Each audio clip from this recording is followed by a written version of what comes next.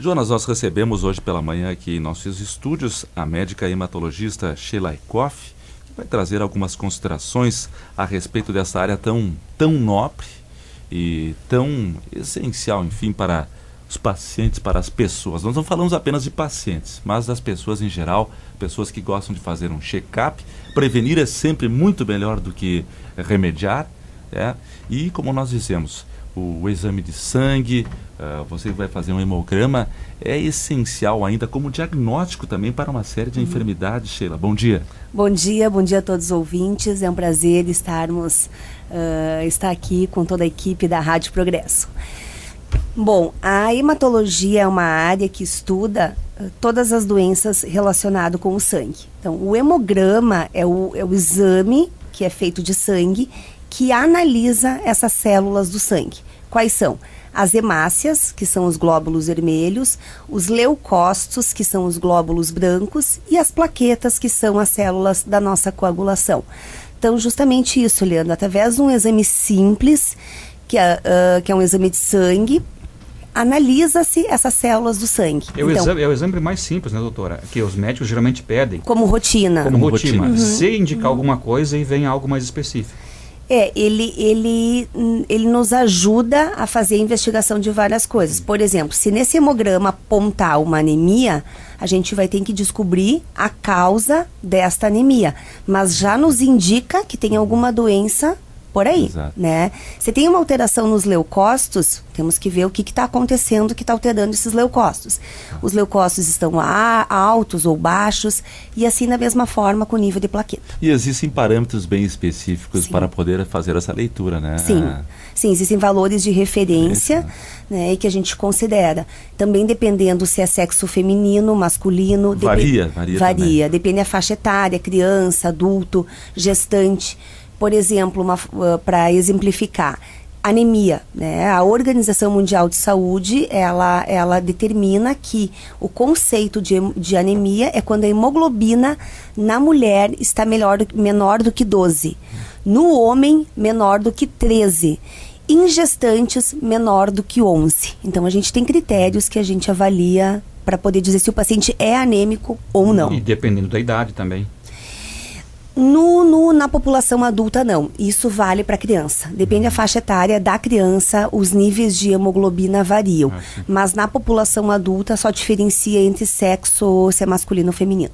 Quando falamos de sangue, uma das doenças, uma das primeiras enfermidades que vem à nossa mente é o diabetes. O diabetes. Como você avalia a taxa de diabetes? Ela tem sido recrudescente, tem crescido muito aqui em nossa região, os casos têm sido mais frequentes do que há algum tempo atrás? Especificamente não é uma coisa muito do meu dia a dia, né? A gente vê na prática, sim, que os casos de diabetes têm aumentado em função da própria dieta, dos cuidados alimentares. Fatores externos da população. Mas como não é uma coisa muito da vivência minha dentro da hematologia, eu não tenho muito esses dados. Uma coisa que é importante, Leandro, que às vezes eu recebo até os pacientes para avaliar ou vem fazer uma consulta, nem todas as doenças a gente diagnostica através do sangue. Que isso é uma coisa que os pacientes têm dúvida. Eu faço um exame de sangue e com isso eu vou fazer um diagnóstico. Nem sempre. Por exemplo, tem linfoma. Linfoma é um tipo de uma neoplasia do sistema linfático e que muitas vezes os exames de sangue não apontam. Estão normais. Então, depende de todo um contexto, da história desse paciente que a gente está conversando, do exame físico nesse paciente. Então, nem sempre a gente descobre alguma coisa no exame de sangue. Seria preciso exames complementares em alguns outros casos. Exames além de do imagem, exame de sangue. Uma investigação mais específica. Isso. Médica Sheila Eikoff, a gente fala tanto, o Leandro comentou aqui, e a senhora disse, o diabetes é uma doença que tem aumentado, né, entre a população. E tem outras doenças também, a gente fala do câncer muito aqui na região de Juí, também temos o CACOM no HCI. Doenças na área do sangue, elas também têm um crescimento ou não? Aqui, né, qual é a sua avaliação, a senhora que trabalha com isso, os diferentes problemas relacionados ao sangue? Nós temos... A gente tem, por exemplo, no sangue, um dos problemas comuns das doenças mais graves é a leucemia. Nós temos, muito frequente na nossa população, a gente vê uma ascensão de casos de leucemias agudas, que a gente não sabe muito qual é o fator causal, que isso não está comprovado. O que a gente sabe é que altera o DNA lá nas células na medula e isso leva ao desenvolvimento de uma neoplasia. Mas muitos questionamentos existem sobre os fatores externos, por exemplo, agrotóxicos, que a nossa população aqui... Hereditariedade é um fator preponderante para leucemia ainda? Aguda, não. Não, né? Não. Então a gente não tem prevenção. Né? E agrotóxicos? Existe uma possível associação, mas não uma comprovação. Isso aí. Pois é, porque se fala muito nisso, de que os agrotóxicos causam câncer, alguns tipos. Dá para relacionar nossa região a isso ou ainda não tem comprovação? Não tem uma comprovação, não existe uma comprovação baseada em evidência de que isso seja verdadeiro. Doutora Sheila, quando procurar um hematologista? Olha, eu acho que existem alguns sintomas e sinais de alerta que a pessoa deve procurar um hematologista. Primeiro, sintomas e sinais de anemia em qualquer pessoa. Fraqueza, cansaço, sonolência excessiva, desânimo, isso pode ser uma manifestação de anemia. No paciente idoso, que já tem comorbidades, tem insuficiência cardíaca, tem problema pulmonar, o paciente pode apresentar dispneia, falta de ar quando ele caminha, para fazer mínimos esforços ao tomar banho, por exemplo. Episódios de tontura, então ele levanta da cama e fica tonto, pode ser uma manifestação de anemia. Outro sinal que tem que ser como um alerta são febre. Febre, por exemplo, o paciente que faz febre mais do que 30 dias, principalmente à noite, acompanhado de sudorese noturna, é um sinal e sintoma de alerta. Manchas roxas pelo corpo, que são os hematomas. A gente vê, por exemplo, as crianças, elas têm hematoma mais nas pernas. A gente mas até que brinca pode ser sinal de disposição, de vitalidade. Porque bate. Mas se uma criança começa com hematoma, mancha roxa, em locais que não são relacionados com trauma, por exemplo, abdômen, tórax, membro superior, ou petequias, que são uns pontinhos avermelhados que parecem picada de mosquito, isso pode ser sinal de que a coagulação desse paciente está alterada. Então tem que investigar se pode ter um problema de plaqueta, um distúrbio de coagulação, uma leucemia aguda que altera o nível de plaqueta. Qual é o volume que não sei se de repente você já tem esse dado mais específico, mais concreto, mas o volume de hemogramas, assim, que no seu caso, né, diretamente, assim, tem uma ideia, assim, do que é feito, mas é muito. É muito. Por exemplo, paciente hospitalizado, todos os pacientes hospitalizados, né, mais de 90% dos pacientes internados, eles realizam hemograma. Ou para avaliar se tem anemia, ou para ver se tem alguma evidência de alguma infecção num pós-operatório, por exemplo. Se sangrou numa cirurgia, precisa avaliar o grau de anemia. Se tem uma suspeita de um sangramento, o paciente está numa UTI. Ele é o exame basilar. O hemograma é o exame basilar. É um exame que a gente usa muito na nossa rotina médica. Essa questão, doutora Sheila, que a senhora comenta dos problemas de sangue, né?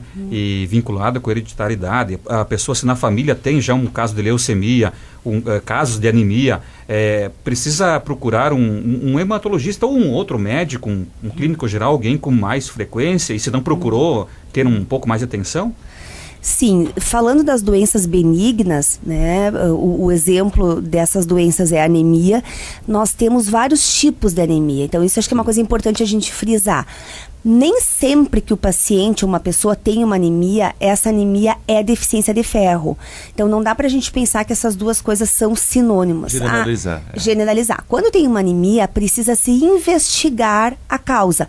Muitas vezes a gente tem uma história familiar. A mãe tem anemia, a filha tem anemia, a avó materna tinha anemia. Então, é provável que seja uma anemia hereditária. Que aí a gente tem vários tipos e precisa esclarecer qual é o tipo da anemia hereditária. No caso das leucemias, as leucemias agudas, elas não têm uma associação de hereditariedade. Então, assim, os pacientes perguntam, eu tive meu pai que teve uma leucemia aguda, eu preciso fazer check-up, o que é a prevenção, para descobrir precocemente se eu vou ter uma leucemia. Não existe isso. No caso da anemia, né, por hereditariedade, por fator de hereditariedade, um tratamento preventivo já seria recomendável no caso? É que na realidade também são vários tipos. Por exemplo, nós temos o mais comum aqui na nossa população de Juí, que tem muitos italianos e alemães, nós temos os traços talassêmicos. A pessoa tem uma anemia leve, com uma alteração da morfologia das hemácias, que elas ficam menores de tamanho, só que isso não vai implicar em nada para a vida. E nem precisa tratamento. Então precisa desvendar qual é a anemia para definir o que precisa ser feito. A anemia, algum tipo, doutora, leva a leucemia? Isso é um termo mais popular, assim, não. Existe uma situação só dentro da hematologia, que são as síndromes mielodisplásicas, que são anemias que acontecem na população idosa e que pode evoluir para uma leucemia aguda. Mas, como regra, isso não vale. Eu tive anemia desde a minha infância, vai virar leucemia. Não existe isso. Não dá para generalizar. Não dá para generalizar. A senhora falava em prevenção, eu lembro daquela atriz famosa, eu não lembro agora aí, que ela também, parece que ela retirou uma mama. Angelina Jolie. Isso, por causa que a mãe teve a Malévola, né? Hoje é a Malévola. Aí nesse caso. Hein? Pois a senhora recebe muito do seu consultório pessoas para trabalhar na área da saúde preventiva, que buscam, os pacientes mais alertas a isso, doutora? Ou não, é só quando aparece alguma coisa? Muito. Na maioria das vezes, o paciente procura o hematologista já com alguma doença, né? A minoria dos pacientes procuram para uma prevenção, a minoria. Na realidade, as doenças hematológicas, elas não têm como um screening, não existe, tipo assim, neoplasia de mama, mulher, acima de 40 anos fazer mamografia, neoplasia de intestino grosso, tem o seu screening pela colonoscopia. Na hematologia não existe isso. Eu vou fazer uma prevenção porque eu posso vir a ter uma leucemia. Não existe. Mas o que eu acho que é válido é não necessariamente procurar um hematologista, mas pode ser um clínico e fazer o seu check-up, né? Uma vez, um exame comum, porque nesses exames que a gente faz colesterol, glicose, triglicerídeos, se acrescenta um hemograma. Então, se avalia isso. Já pode apontar alguma coisa. Sheila, você falava sobre as plaquetas, também sobre a questão relacionada ao fator de coagulação sanguíneo, hemofilia. Casos de hemofilia que você poderia nos relatar? Bom, nós temos vários tipos de coagulopatia. A hemofilia, nós temos a hemofilia A e a hemofilia B. A hemofilia A, que é mais comum, ela é a diminuição do fator 8 da nossa coagulação. Então, isso é frequente, não é raro, eu tenho vários pacientes, e que precisa ficar como alerta alguns sintomas. Então, se é uma criança que começa com sangramento gengival, sangramento no nariz frequente, sangramento dentro de articulações, às vezes faz um trauma e incha o joelho, faz um edema no joelho, pode ter feito um sangramento intra-articular, que é o que a gente chama de hemartrose. Então, podem ser sinais de que esse paciente, essa criança, tenha uma coagulopatia. E aí a gente se investiga. Na suspeita clínica, se dosa fator 8, se investiga a causa. O que eu acho que é importante, Leandro, é a gente enfatizar que quando tem alguma coisa que está anormal, precisa ser esclarecido, né? Se tem sempre um hematoma, tem sempre um sangramento nasal, sangramento gengival, na gengiva vai escovar os dentes e sangra. A mulher, hiperfluxo menstrual, precisa investigar se não tem um distúrbio na sua coagulação. Então precisa ser investigado, porque a gente tem muitos tipos de coagulopatias. A sua profissão é uma área que tem carência, né, doutora? Eu não sei, Juí, até pouco tempo era só a senhora que estava com o médico. Tem algum outro hematologista já? Tem a doutora Flávia, que atende no CACOM, né? Uma outra hematologista o Mauro Grosso que estava, ele foi embora. Foi embora. Tem então a senhora e a Flávia. Isso. É poucos médicos para Juí. Poucos, na realidade. A senhora deve estar com o consultório lotado, tem que atender os hospitais. A senhora trabalha bastante, né? A senhora atende os dois hospitais, o HC e o Unimed. Sim, trabalho nos dois hospitais. E pacientes de toda a região, muito tempo. Muita região. A gente tem uma região enorme, Frederico, Três Passos, Coronel Bicaco, Tenente Portela, toda a região.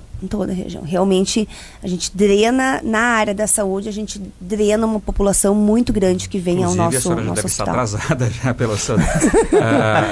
precisa trabalhar. Doutora Sheila, e quais são os problemas mais comuns da nossa região? Não tem como diferenciar? No geral, em relação a outros locais lá do país, digamos assim, não tem? Eu acho que uma coisa que eu quero colocar na área do aqui, sangue, né?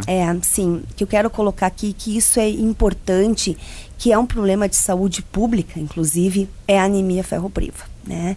Que é a anemia por deficiência de ferro. Por mais doenças que a gente tenha malignas, sendo oncologia, leucemias, linfomas, o dia a dia ainda tem uma incidência muito alta de anemia ferropriva. Então, assim, a gente precisa pensar em estratégias de prevenção, porque aí sim a gente consegue fazer prevenção. Então, isso está definido pela Organização Mundial de Saúde, que a anemia por deficiência de ferro, ela traz complicações para as pessoas. Na criança, retardo do desenvolvimento neuropsicomotor, criança em idade escolar, dificuldade no aprendizado, né? O adulto com anemia ferropriva tem dificuldade para concentração e para conseguir trabalhar adequadamente. Mulheres gestantes... Tem alguns aí que eu conheço. Já passou. Os números aumentaram. Ainda bem, a ferritina já está em 170. Já está bom. Para quem estava em 12, não? Não, 9. Tá aqui um laço. Verdade. Então, mulheres gestantes aumentam o risco de morbimortalidade perinatal. Então, a gente precisa lembrar dessa manifestação que é tão simples de diagnosticar e a gente tratar, né? Então, a anemia por deficiência de ferro traz grandes repercussões. Então, a gente precisa lembrar dessa entidade clínica. Mais ainda, às vezes o paciente tem um hemograma normal, ou seja, ele não tem anemia, mas ele tem já deficiência de ferro. Está mascarado. Então, o que acontece normalmente? Primeiro baixa a reserva de ferro, que você avalia através da ferritina, e num estágio mais avançado vai surgir a anemia. Então, a anemia é o estágio mais avançado da deficiência de ferro. Então, existem grupos de risco que a gente sabe que eles têm maior chance de desenvolver deficiência de ferro. E a gente precisa cuidar, fazer prevenção nessa população. Quais são? Crianças menores de 2 anos. Então, a gente precisa repor ferro profilático para evitar que eles evoluam com deficiência de ferro e, na sequência, anemia ferropriva. Gestantes, então, toda gestante usa ferro durante a gestação. Mulheres em idade fértil, por exemplo, que tem hiperfluxo menstrual, pós-aborto, pós-parto, são pessoas que são de maior risco para vir a desenvolver deficiência de ferro e anemia. Então, a gente precisa usar ferro profilático nessas situações. Então, a gente precisa lembrar, isso é o dia a dia do hematologista. Então, ainda é, no Brasil, um problema de saúde pública. Parece uma coisa tão simples de se resolver, quase de prevenir. Isso, é quase endêmico. Quase endêmico. Quase endêmico. Quase 40% das crianças evoluem em algum momento com anemia ferropriva. É bastante. É um número muito elevado. Bom, eu como fiquei vermelho agora que vocês falaram de anemia, provavelmente não tenho mais, né? Porque não, aí é bastante sangue. Já tá bom. A família Vieira está aumentando a produção de vinho Bordeaux. Como eu fiquei vermelho, bastante sangue circulando. O fluxo já melhorou. Então, tá o coração está bombando forte, é muito romântico. Obrigado, doutora Sheila, pela muito presença. Obrigada. A gente fica sempre à disposição porque é importante fazer essa entrevista diferenciada, além daqueles assuntos diários que a gente faz aqui, para orientar a população também. E principalmente são assuntos, a gente fala uma entrevista transversal, mas assuntos relacionados diretamente ao cotidiano das pessoas. Com certeza. Muito obrigada.